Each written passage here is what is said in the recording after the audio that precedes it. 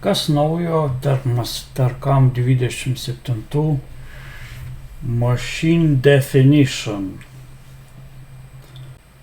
Čia mes turime langą, Milter, mes turime Puma, Dawson Puma ir Genetic Funnel TT.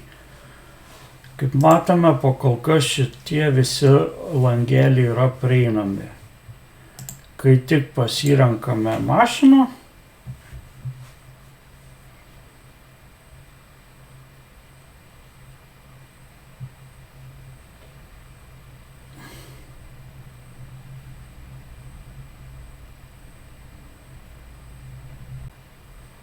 atsidaro Code Expert, jį galima nuvesti žemyn ir jei pažiūrėtume, šitas jau neprieinamas. Control Definition langelis yra užpilkintas.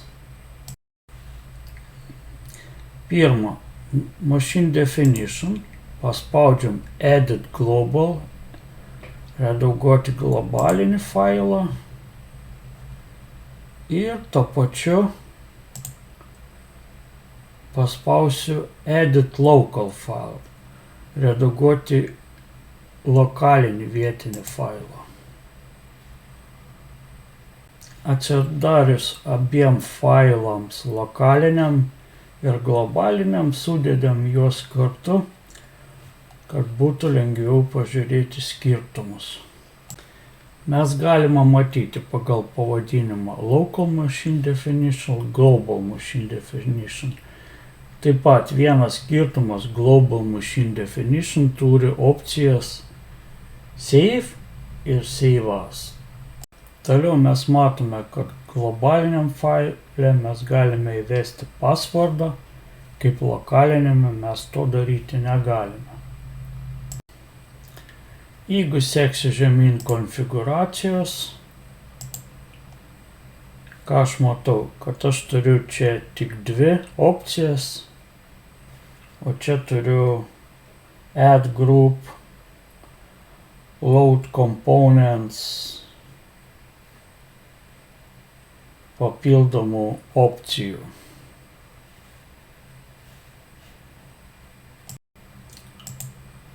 Access kombinacijos.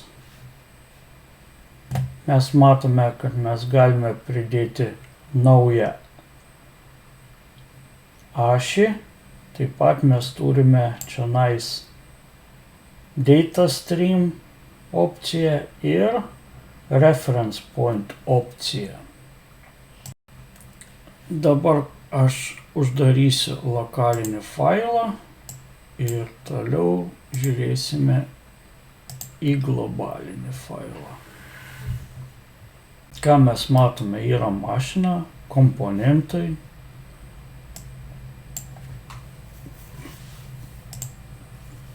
Aš galiu matyti, kokia tai mašina, redaguoti parametrus.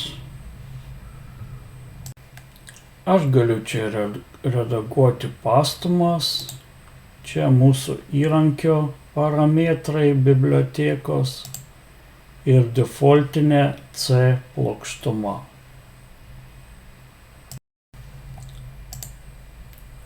Vienas iš tų opcijų, kaip mes matome čionais, jeigu uždarysime šitą langą, čia yra viskas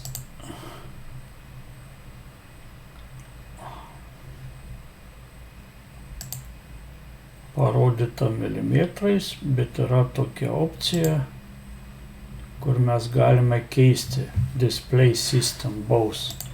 Tai bus ir inčais, ir milimetrais.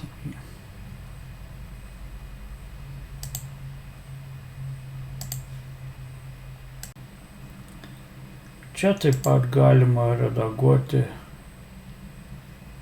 mūsų reference position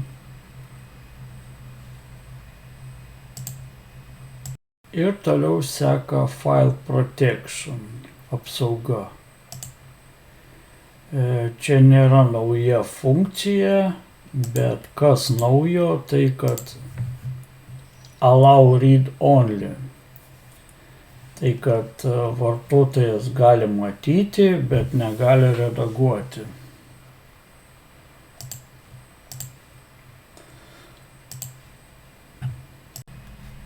Daugiausiai atnaujinimų yra konfigūracijos skiltelyje ir access control skiltelyje. Dabar konfigūracijas aš galiu matyti, ką aš spaudžiu, ką aš pasirenku. Aš galiu pasirinkti atskirą komponentą arba visą grupę, taip pat galiu, ką aš noriu nematyti, ką noriu matyti.